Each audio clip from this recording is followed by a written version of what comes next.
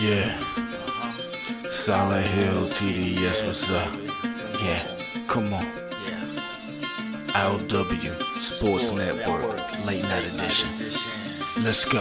Come on. We about to raise the bar. Wild card mall. Everybody grab a seat, cause you know we about to spark. Late night sports talk. Modelo Le Cigar. Man, you don't wanna start.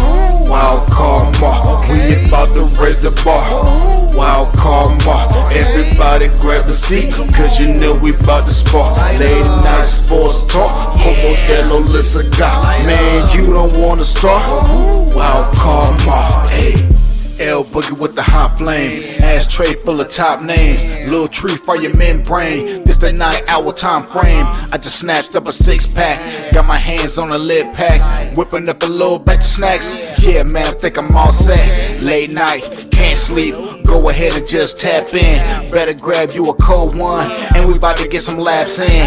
Wild card on the microphone, he'll hit you with a couple flurries. Y'all need to just strap in for some entertainment sports commentary. We about to raise the bar. Wild card mall. Everybody grab a seat, cause you know we about to spark. Late night sports talk. Modelo Le Cigar. Man, you don't wanna start. Wild card mall. We about to raise the bar. Wild card mall. Yo, what is going on, folks?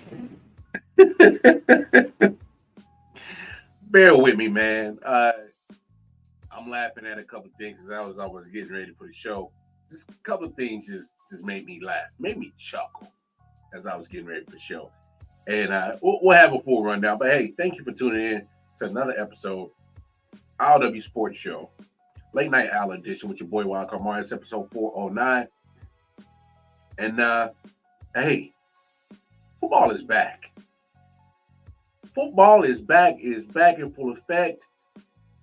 And man, can I say there's some things we just gotta talk about. All right, just some things we gotta talk about, and it's gonna get interesting. College football back in full swing. Obviously, love some college football. NFL kickoff this week. Chiefs Ravens on Thursday. Friday, you got Eagles Packers. And then you got the rest of the slated games on Sunday, and you got the Monday night game. But let's get to it. All right, because this is where we at, y'all. Me being the Chiefs fan, we do the Arrowhead chop. Obviously, it was. I'm saying it's shared, borrowed. I ain't gonna say stolen, because I ain't gonna disrespect my football team like that. It was borrowed from Florida State, all right? The little war chant, oh, all that. The little tomahawk, I'm pretty sure they dated back. And Florida State probably did it before the Chiefs fans. I don't care. That's neither here nor there, all right? I actually was a Florida State fan for a long time. I might have been a Florida State fan before I was a Missouri fan, to be honest. I'm talking about, I wasn't old enough to see Deion Sanders play at Florida State, but Prime, my favorite football player of all time. He's my football GOAT. So, kind of make me love Florida State. I grew up in the time of Warwick Dunn. So, I was a big Warwick Dunn fan. All right. Love me some Peter Warwick. Lavernius Coles. Cats like that. Love me some Florida State. Growing up, I had a couple of Florida State jerseys. I kind of secretly still root for Florida State, even though the older I got. And I'm more of a Missouri Tigers fan. I'm just gonna call it what it is. But here's the deal. Y'all saw the game tonight. I know you did. I know y'all saw the game last week. Florida State getting upset in Dublin, Ireland by Georgia Tech. All right. Let's just call it what it is. As Florida State, the Seminoles, as Florida State University falls to 0-2, they are out. I'm calling it now. They are out of playoff contention. You know why?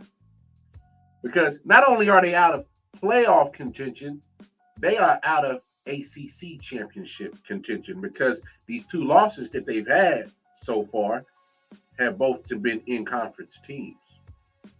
All right. Georgia Tech, ACC team. Tonight, Boston College, ACC team.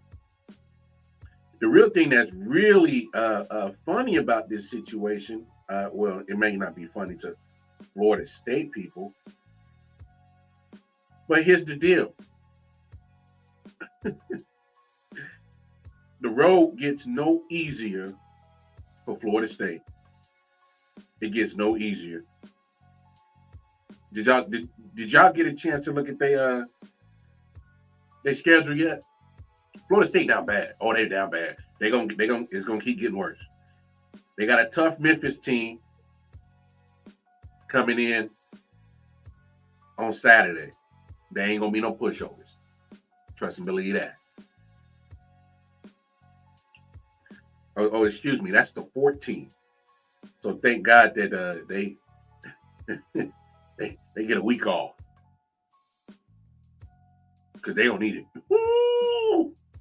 So they get a week, an extra week to prepare for Memphis, or another week.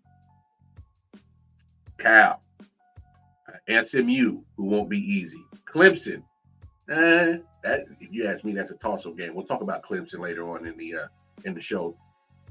All right, we'll talk about them in the show too. All right, Duke, yeah. Miami, the rivalry. Hey, y'all saw what the U did against Florida. The U was so disrespectful to the Gators. Not only did they go in their building, kick their ass, they had Florida had some recruits on the sideline, right? Miami Hurricane players say, hey, man, don't come here. Miami looked like they might be back. I don't want to jump the gun, but I will say they look very impressive against a not-so-good Florida team. All right. North Carolina, still winnable game. But I know Matt Brown going to have them boys ready. They got to go to Notre Dame. Oh, Notre Dame is something impressive. What they just did over the weekend. Notre Dame's defense. Ooh. Can we give Marcus Freeman his credit, his just due? Marcus Freeman, ooh. Third year. Notre Dame got them boys playing good defense. Just got to add some offense to it. All right. Okay, so you got Charleston Southern in it, late November. You should win that one. You should. You should win that one. All right. And that's after another break. So you got another break in there. And then you finish up the year with Florida. And, of course, we'll see how Florida can bounce back. Toss-up game. All right. So in the rest of the schedule, I'm looking at least possibly 1, 2, 3 minimum more losses. 3 minimum. So how many other victories they gonna get? They gonna walk out this year with at least a minimum of 5 losses. Because that's at least, looking at the schedule, that's at least 3 more losses that I see right there. Minimum. And then, of course, like I said, seeing how Florida does, and that might be another one. So it might be a 4 losses to add to the 2 that they already got. But let's call it what it is. Call a spade a spade. Obviously, if you ever have no quarterback, you got no chance. And DJU, Ugalele, I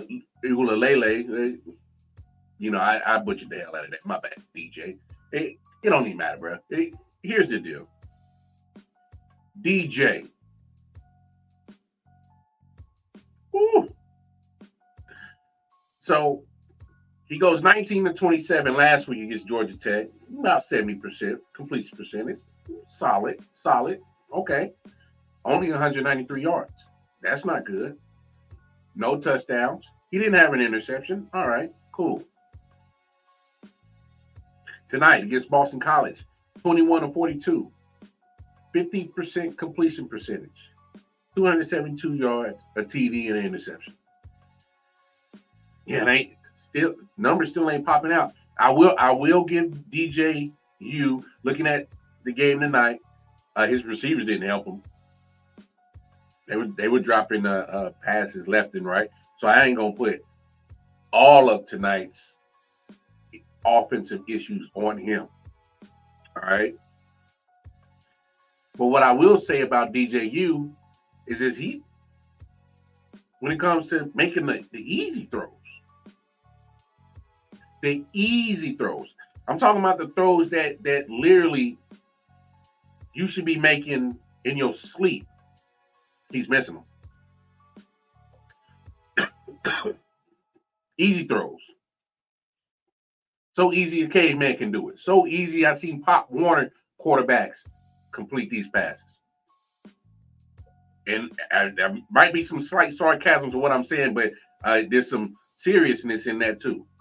I've seen high schoolers complete these passes. I've seen JV quarterbacks complete these passes. I've seen D2, D3, D4, D AA quarterbacks complete these passes. Say what you want. I may be, I am being sarcastic, but still some seriousness in that. He's missing the easy throws.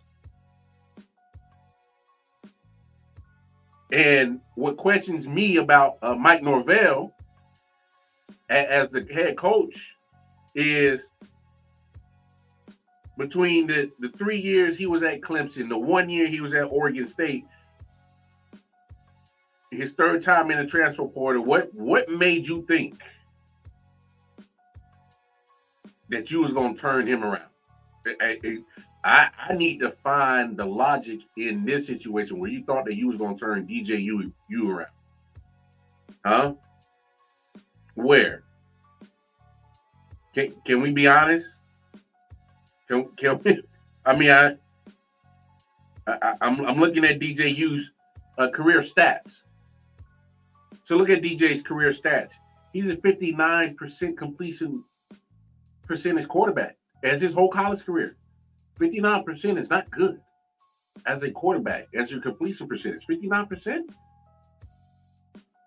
Really? Come on now.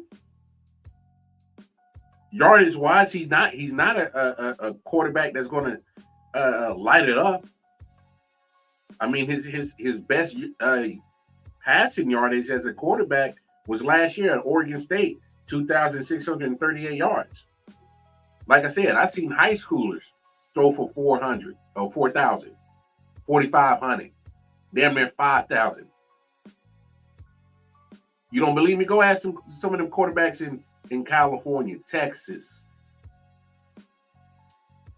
Florida, over there damn near throwing for damn near 5,000 yards, like 45, 50 touchdowns. Like, what are we talking about? You know, he does manage to keep the interceptions down. You know, last year at Oregon State, 21 touchdowns and 7 interceptions. Year before that, 22 touchdowns and 7 interceptions. So he I will say that he's not going to, turn the ball over, but it doesn't help when you can't move the ball on a consistent basis because you ain't completing the easy throws. So in those stats, Mike Norvell, where did you see that, hey, man, this guy is about to be my next quarterback? What made you – he must have sold you some he sold you bad goods in that interview process in the transfer portal for him to come to Florida State. I don't know what he told you. Either that or he got some blackmail photos on you. He got you in an awkward position, doing something strange for a little piece of change, doing something you ain't supposed to be doing. That must be it. Man, I got this photo of you. You better make me a start quarterback for Florida State. I don't know. He must threaten him on the low that we don't know about. Because I'm trying to figure out what exactly did he see that we've all seen as college football fans of DJU for the last 4 years. He struggled at Clemson. All right. He struggled at Oregon State. This man's on his third team in 3 years. And I don't know how the hell he convinced his way into Florida State. I really don't. How did that happen?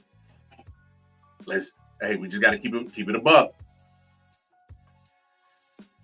But here's why I will reprieve DJU. I just don't think it's a solo problem on him. Yes, it's a problem because he's the quarterback. It's the most important position on the football team. But it's not all on him.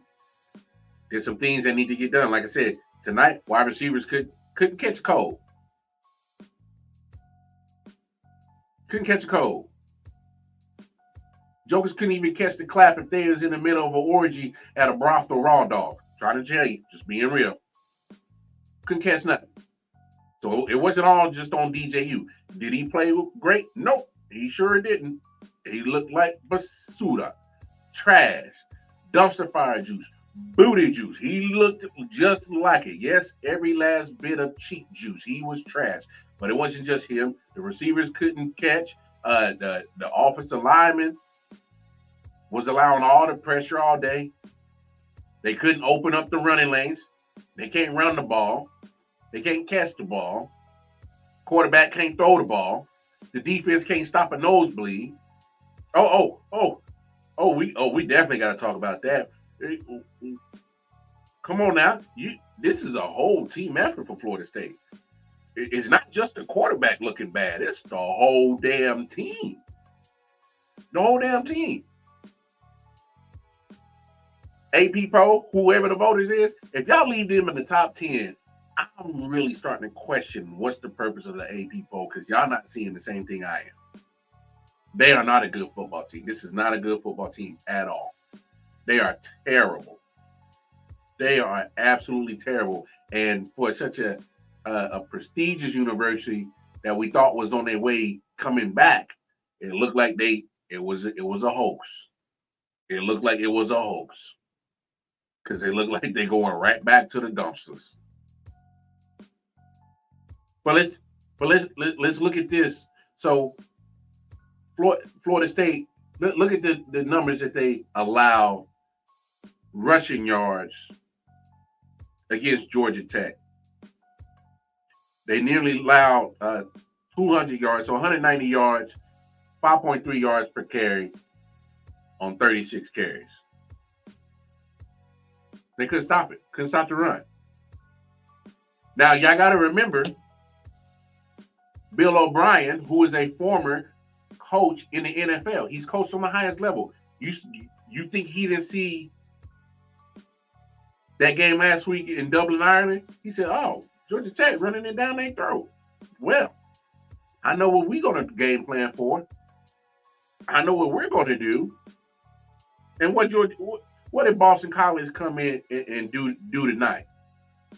Oh, they said if Georgia Tech can do it, we can do it too. They got 5.1 yards per carry. They ran the ball 52 times. Smart. That's smart play calling. Remember, Billy O he's been an offensive play caller for a long time in the NFL. Come on. He's not silly. He saw the tape. He saw the footage from last week in Ireland. He said, no, we're going to run the ball 52 times. We're only going to throw it 16. They controlled the clock pretty much 40 minutes to 20 minutes and then racked up 263 yards on the ground.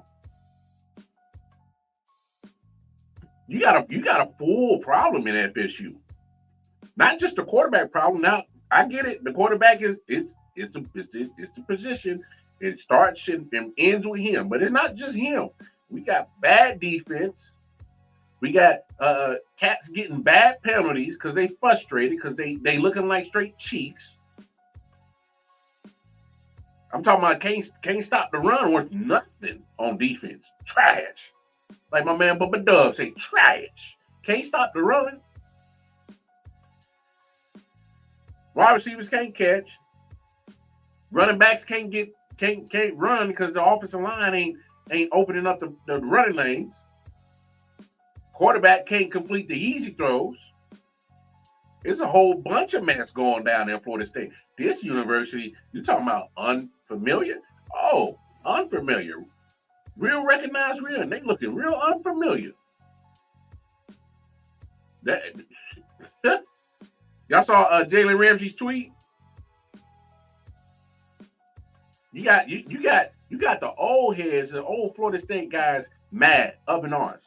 Talking about this is terrible. This is just disgraceful. Hey man, we used to hold Florida State up to a higher regard. This don't look familiar. This don't look familiar. Not at all. Hey, it's gotten so bad. Check this out. It's getting so bad already in Florida State. They got the fans going crazy on Twitter. They got the fans going crazy on Twitter. That's how bad they playing. I'm talking about full crash out mode. I mean, they going crazy. If you ain't on Twitter and hear these spaces, matter of fact, they spazzing out. Check this out. Just listen to this.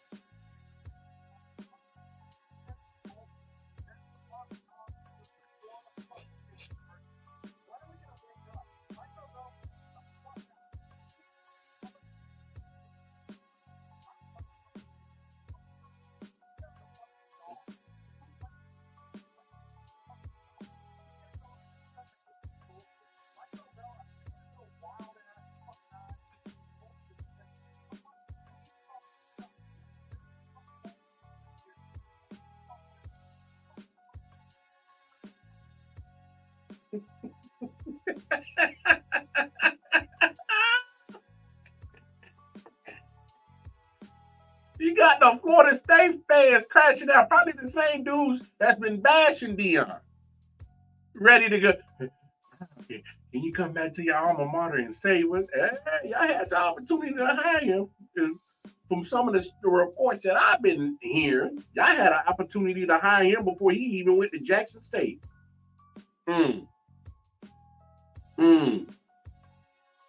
Now y'all ready to give up and reset everything and go get Prime from Colorado. That's funny. But you hearing that? They in full crash out mode right now down in Tallahassee. Now I'm not to Mike Norvell's to really have his back just for a second, just to defend him for a second. We can't forget that Florida State literally was just an injury away from being in the college football playoff. They went undefeated. They won their conference championship, and that's with Jordan Travis getting hurt. Their backup eventually getting hurt. They had to go to their third string quarterback.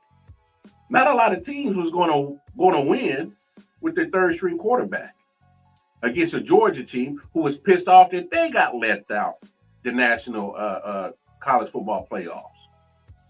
Then you add to the fact of many of them players opted out of that bowl game against Georgia.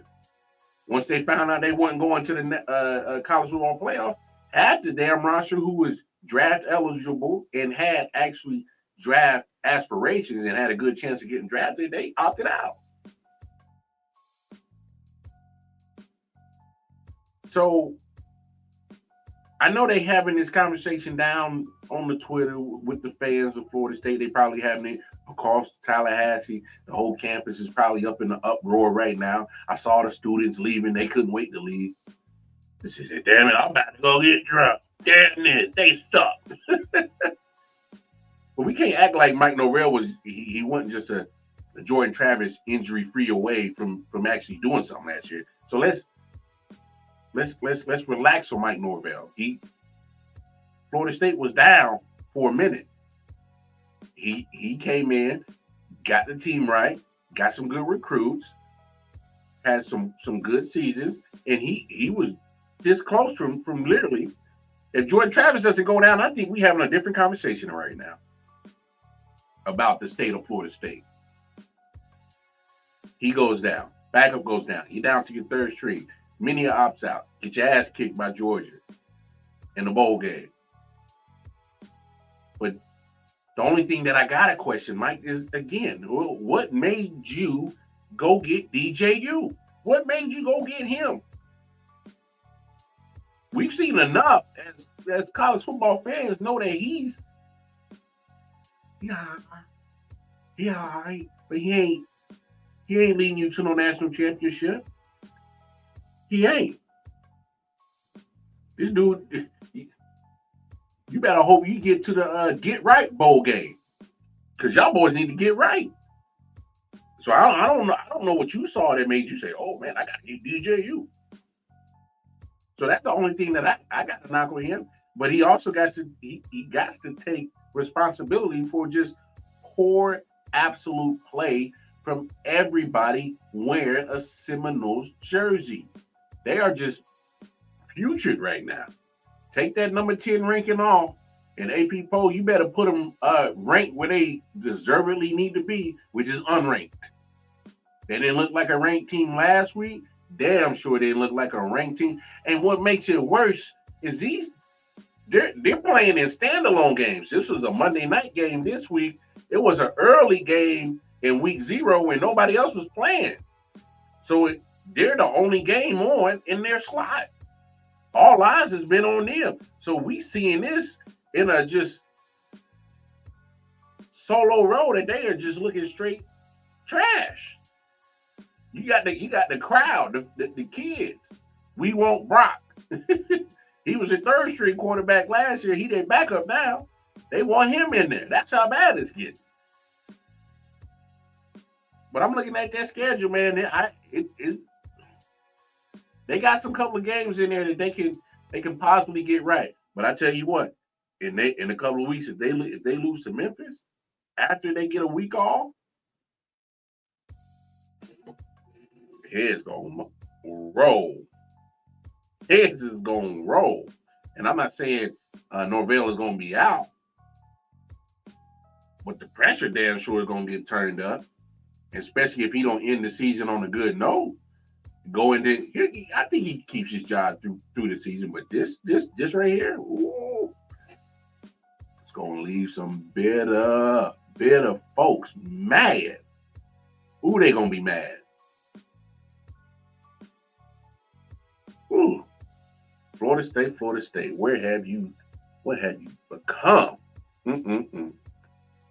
Just bad. 2 conference losses to start the season. Now, the good thing about the extended playoff scenario, it's allowing 12 teams. 4 conference championships, 4 conference champions, and I think or 5, I believe. And then it was 7 at-large bids. One of them ain't for y'all no more. Y'all better hope y'all can even stay in contention of the ACC. You hope you can do that. That's it. They done. They cooked. Florida State cooked.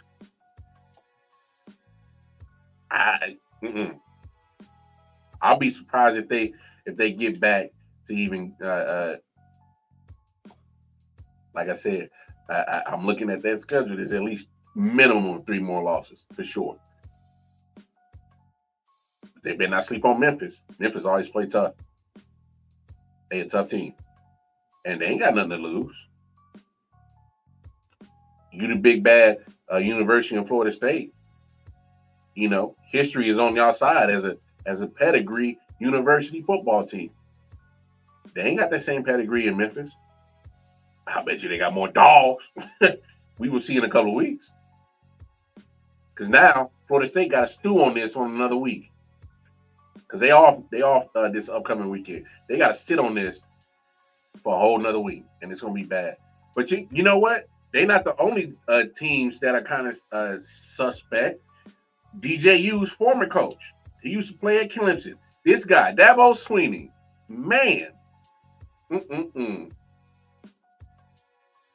my dude, what have you done for me lately? Ooh, yeah. For real though, what have you done for me lately? Because this guy,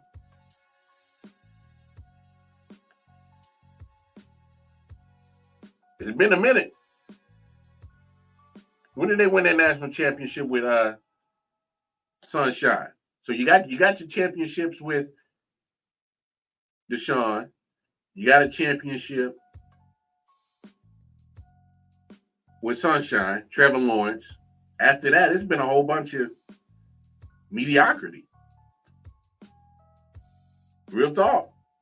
It's been a whole bunch of mediocrity.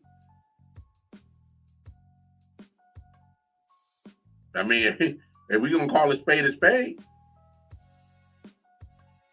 we just got to call it what it is.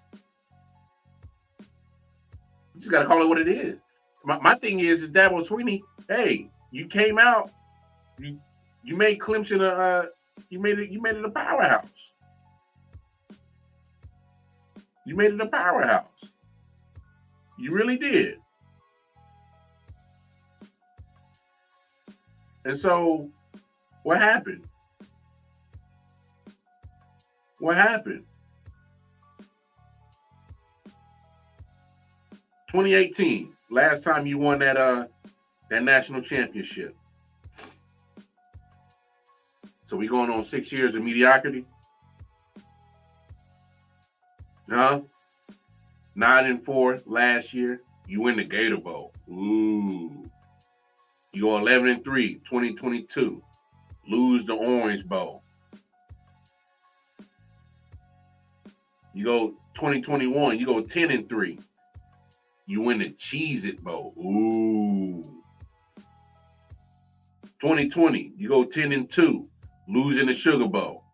2019, y'all remember that year they got their ass spanked by that great LSU team in the championship game. 2018, you win that championship. Go 15-0. 12-2. That year before that, losing the Sugar Bowl. 14-1, you win a national championship. That was 2016 with Deshaun. 2015, you lose in the national championship. Dabo, you've been there since 2009. You know, you turned the program around, win a couple of national championships. You were there, but the last 6 years, you looking real suspect lately. I'm just gonna call it what it is. I'm just gonna call it what it is. And the reason why he's looking real suspect, because I just think Dabo sometimes can't shut his mouth. Some of the things that he says. Y'all do remember he was one of the most vocal guys. Nah. Damn this NIL stuff. He was one of the most vocal guys. That was him. He was very vocal on that. Matter of fact, I found one of the quotes that was crazy that this man said that I thought was absolutely crazy. All right. Check this out. This was one of he said this last year. All right.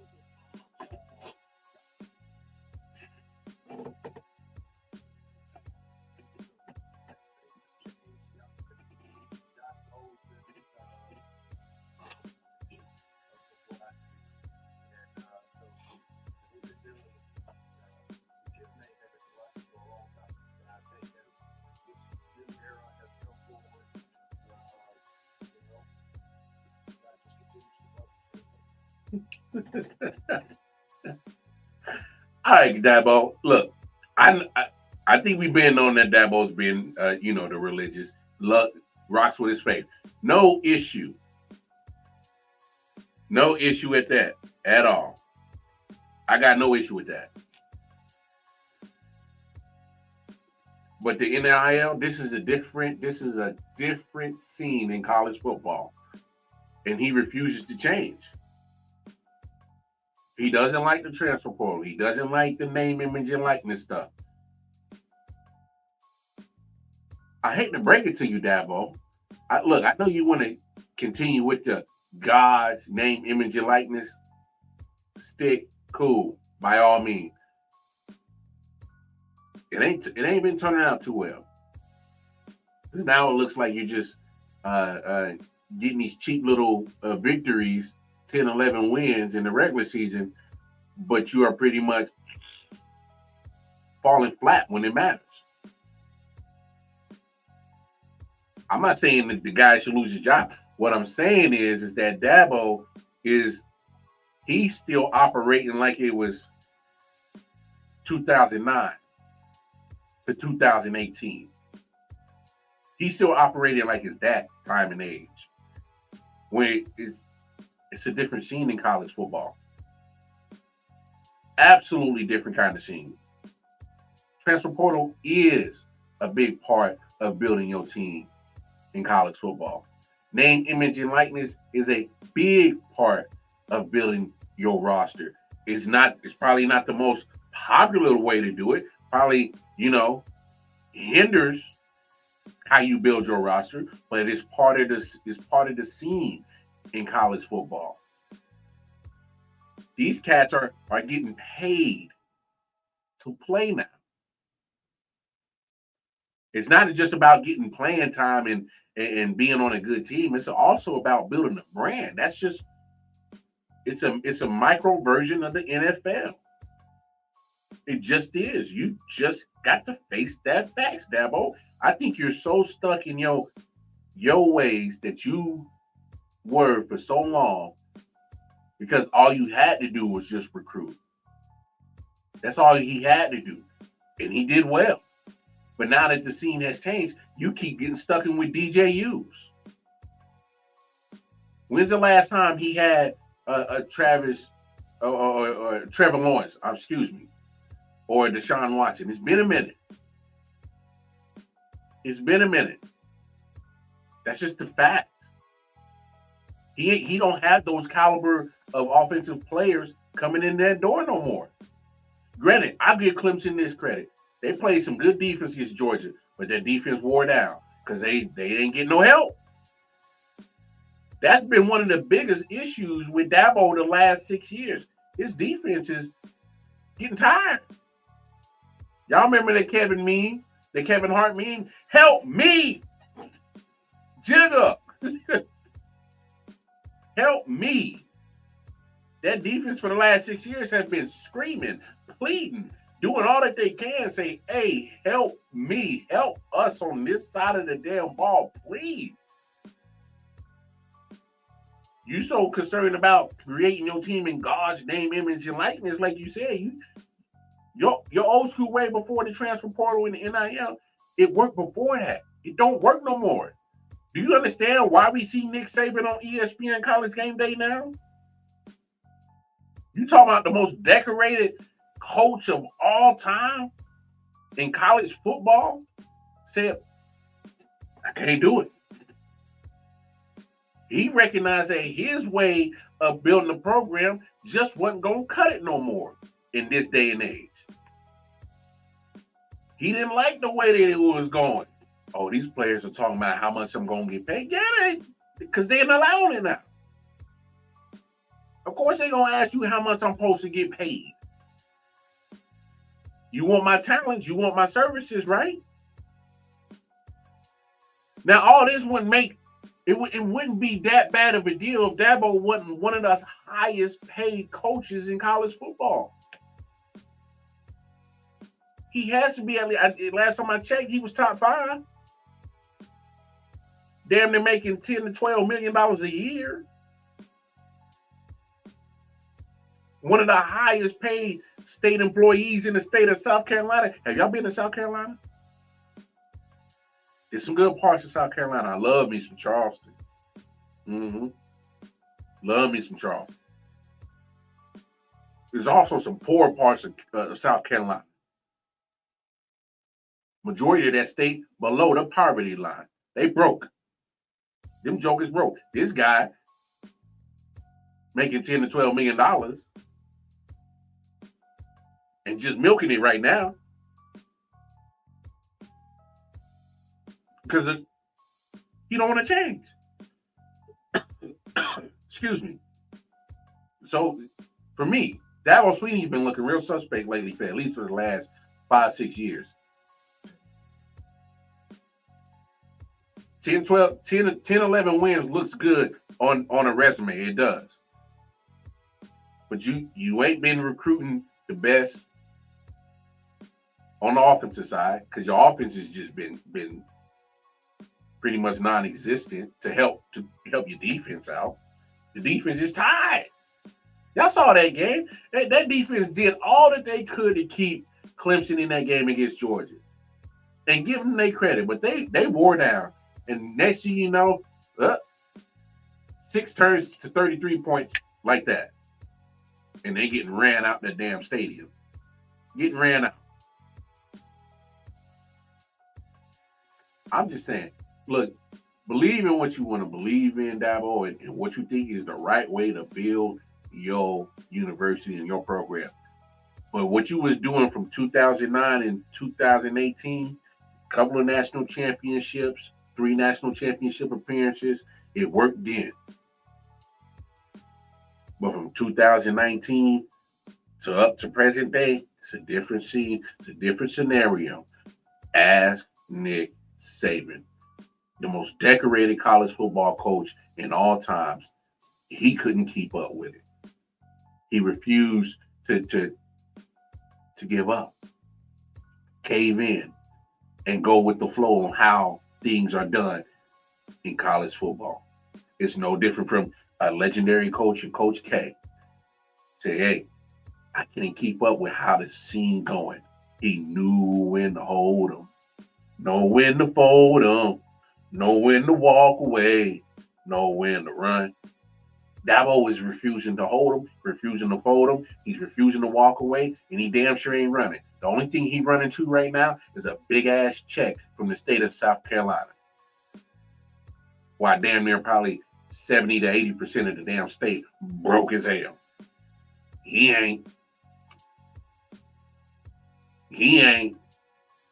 I would have no issue with none of how Dabo Swinney runs his operation, but this man is robbing the state of South Carolina blind for the last 6 years. This is a what have you done for me lately type of situation in the world. That's how the world operates now, whether you like it or not. That's just how it is. I'm not saying the guy's going to lose his job, but I would understand. There's no way that the Clemson fans they might love him. I'm pretty sure they do. But they probably looking at their watch like, damn, man, it's been a minute since 2018, fam. Well, come on, man. You either gonna get with the program and get back right, or you're just gonna continue to do the God's NIL. If that's your case, by all means. Me personally, if I was a Clemson fan, I probably couldn't subscribe to it no more. I'd be like, yo, bro, you can't keep making $10 to $12 million a year and keep giving our hopes up and not having the postseason success that you were having. I'm just saying. But he ain't the only coach looking kind of crazy or suspect. Now, this next coach, I ain't never been a fan of him. I'm just being serious. Brian Kelly. Whew. My goodness. Talking about suspect? This guy, he's making damn good money too. Damn good money. But I gotta call a spade a spade. We gotta call it like it is. I'm just being serious. This dude, I knew something wasn't right. So this dude had the nerve to get mad at the press conference yesterday, slamming on the table, mad at his team's performance against USC. And I gotta be honest, y'all. I didn't know that LSU was gonna look this bad in that opener against USC last night. They look bad. Couldn't move the ball. What? Am I crazy, y'all? I swear that LSU is one of the most still highly recruited places in all of college football. Correct me if I'm wrong. Go look at that the rankings of recruitment classes since Brian Kelly has been there. I swear that man has been putting up recruiting classes in the top 5. I swear that guy has talent up the wazoo. What you doing losing to USC like that? Or better yet, since you've been at LSU, you giving all the fans in the booth the okie doke. Yeah, we might do something. Got this nice recruiting class, but listen to this dude. No, for real. Listen to this dude. He mad.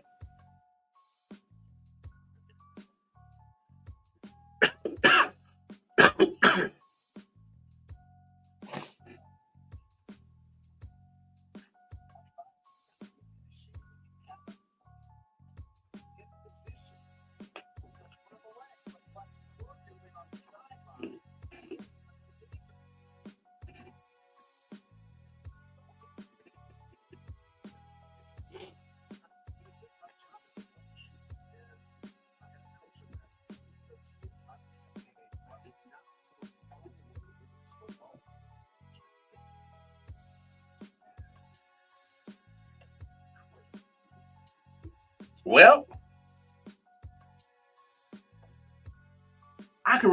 here's what I can respect about Brian Kelly in that soundbite. He took ownership. I can respect that about you, Brian Kelly. But the fact that you know what the problem is you. Cats over there thinking on the sideline that they already won a game, that goes to building character, atmosphere. If they feeling like that, it's because you allowed it. That's coaching. That's not the players. That means you're not disciplined in disciplining the behavior. Albeit, these kids got to take ownership, but at the same time, they kids. We talking about 18 to 21 years old. Do you think I was disciplined at 18 to 21? Hello. If you really knew me, shit. I still needed some discipline. Trust and believe. Wish I could have got a little bit more. I might be in a different position right now.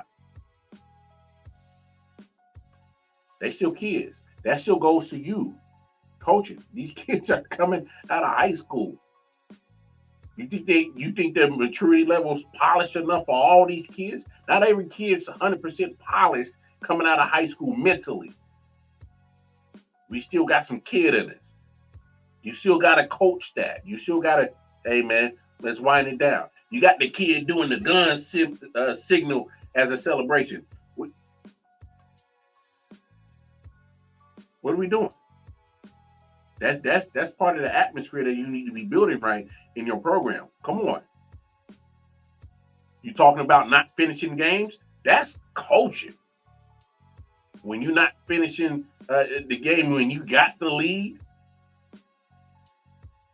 that's coaching. Don't give me that you ain't got you ain't got the players.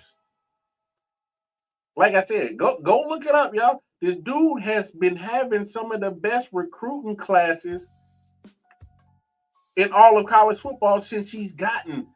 Hell, even when he was at Notre Dame. Y'all remember what he would do? Like, I tried to give him his leeway at Notre Dame because Notre Dame, they have certain different academic standards. So there's a threshold of talent that he won't be able to reach. And I'm just going to call a spade a spade. He ain't getting Tyrone off the block, who got a 4.3 40, jump out the gym, catch everything.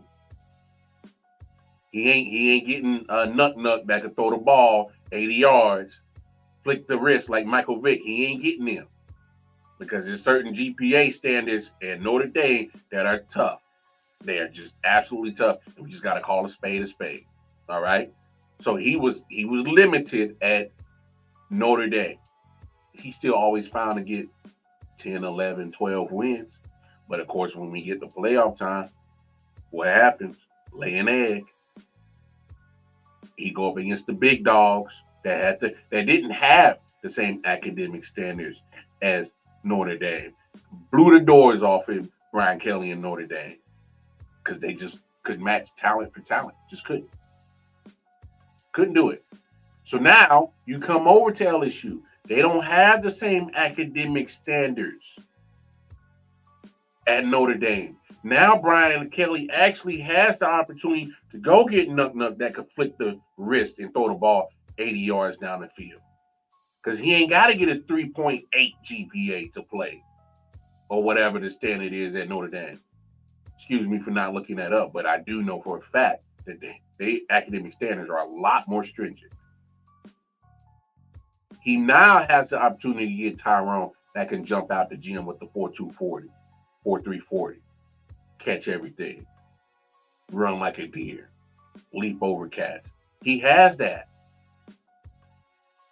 So I mean, don't tell me why you can't get the job done at LSU when you have abundance of talent. You don't have to deal with the same real stringent academic expectations like Notre Dame at LSU. You don't. So what's your excuse? He said it in that piece. He's not doing a good enough job, and I'm glad he did that. I'm glad he did that. But LSU fans, this right here should have been y'all. Should have been y'all wake up call on why this dude wasn't gonna work out at LSU. I don't think it's gonna work out. But this should have been your first tell. Listen to this dude.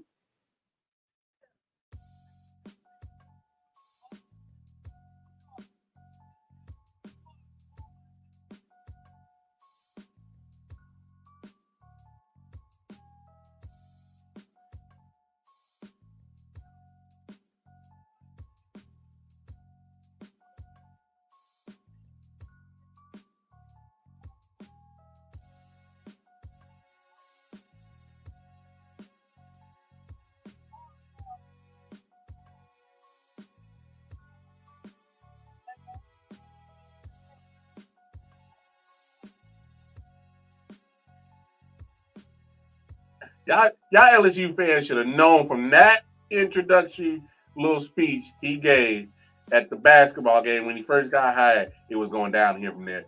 Let me let y'all in on the secret. Why he tried to have that old fake ass Louisiana my family at Louisiana State University? Now he want to talk like he a Cajun, huh? Don't y'all know that boy from up north? He from up north. He from the Jersey, New York area. Y'all should have known right there it was gonna be suspect, because he sold y'all a bag of goods that was spoiled and rotten. I'm just calling it what it is. That's crazy. Anyway, let me move on because I got about 5 minutes left in the show, and I got to talk about this. Look, y'all. I've been a fan of WNBA since its inception, since it was a thing, when it first was created. And now, they've been getting a lot of views. But what I'm going to say, look, you see it right there. Please let Caitlin Clark play ball. Just the conversation that is surrounding Caitlin Clark in the sports world is disgusting to me. It absolutely is. I need to make it perfectly clear. If you was not watching WNBA before Caitlin Clark, this conversation ain't for y'all, but you need to hear it. If you weren't talking about WNBA before Caitlin Clark, this conversation ain't about you, but you need to hear it. If you was not even sniffing, thinking, watching, doing anything related to WNBA basketball before Caitlin Clark, this conversation isn't about y'all, but you need to hear it. Please educate yourself on the history of WNBA. There's been buttloads of talented women that have gone through this league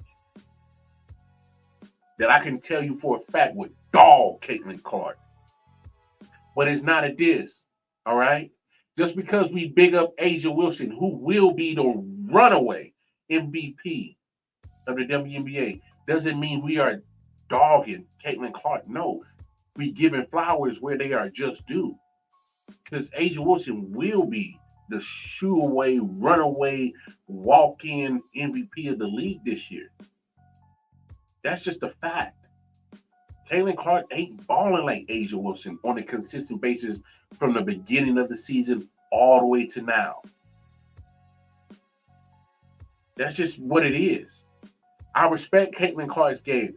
I knew for a fact that when she first got to the league, it was going to be some struggle. And I just knew that getting back from the back half of the schedule, she was going to figure some things out. And sure enough, after the Olympic break, she's been unconscious, balling. Shout out to Caitlin Clark for doing her thing. Well deserved. But what really bothers me is the talk around Caitlin. That is really just irking the hell at me, because where the hell have y'all been before Caitlin?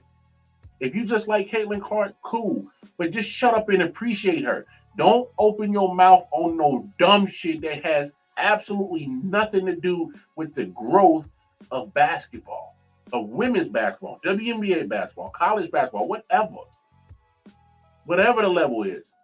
Can we give Caitlin Clark her flowers? Yes, but she's not the only one that deserves flowers.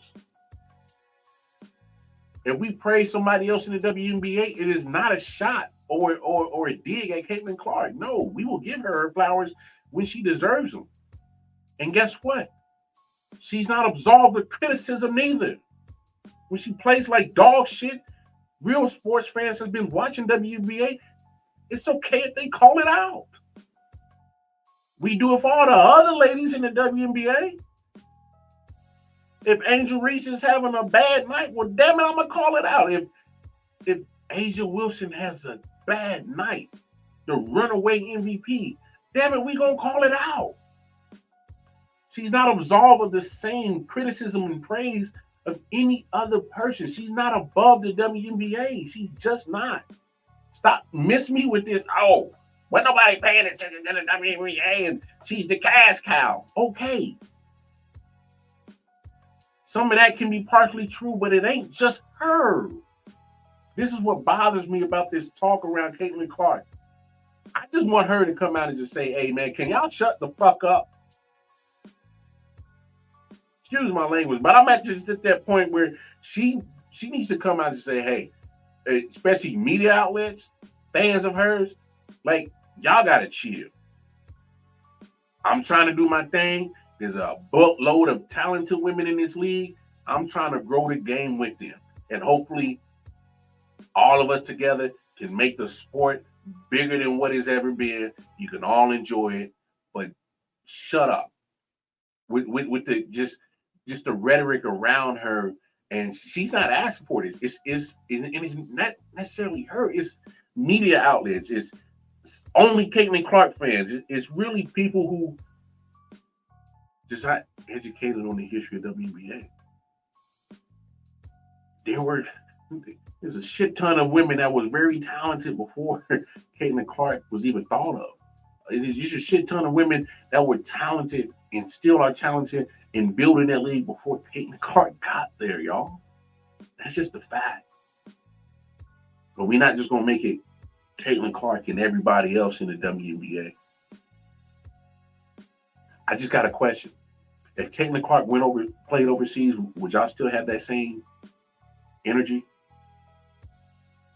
She go plays for a Russian team in a Russian league? Huh? Would y'all still have that same energy if she played on an African basketball team, women's basketball team? Would y'all still have that same energy? I propose that question because I would like to have an answer from somebody who's just only pro Caitlin Clark and anti-WNBA, because that's how you're making it seem. If you don't like WNBA, but you love Caitlin Clark, y'all the jokers that need to hear this conversation. If you the joker that says, oh, it's only about Caitlin, like, it's what makes it worse is this conversation has dragged from the moment she got drafted in early spring. It's not September, and it's the same like beating a dead horse conversation around her. It's exhausting. I was exhausted 2 weeks into the season because the conversation was crazy. We are now gone through an Olympics, a damn near a whole season of WNBA, and it's the same conversation. Can we just shut the hell up and please let Caitlin Clark play basketball, please? That's all I ask for. That's it. Anyway, I'm gonna get up out of here. Appreciate y'all watching, listening, viewing, tapping in with your boy. I'm gonna get up out of here and definitely woosah. But y'all know what it is. I.O.W Sports Network. Tap in with all the social media platforms that we got posted down there at the bottom. You want to tap in with me personally, right there. KC Wildcard on the Twitter. You can follow me right there. Catch all the content that I'll be dropping. I'll always be posting on my Twitter. And until then, man, I'm gonna see y'all tomorrow, man. All right. So all my late night owl folks, I'll holler at y'all. Until then, take care of yourselves, take care of each other.